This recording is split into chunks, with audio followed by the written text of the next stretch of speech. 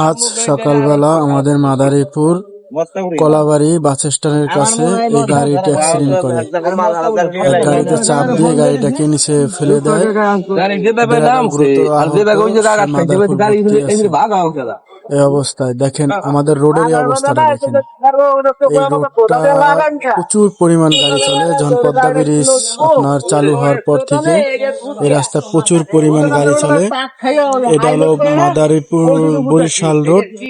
দেখেন তারা কি বলে, শুনেন তাদের কথা। গাড়িটা কি মারাত্মক ভাবে অ্যাক্সিডেন্ট হয়েছে।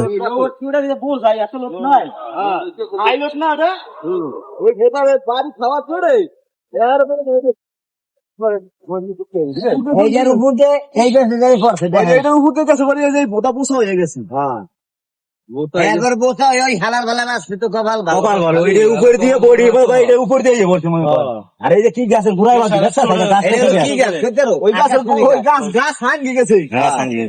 গাছ হাঙ্গি গেছে গাড়ি খারাই গেছিল বুঝছেন। ওই গুতে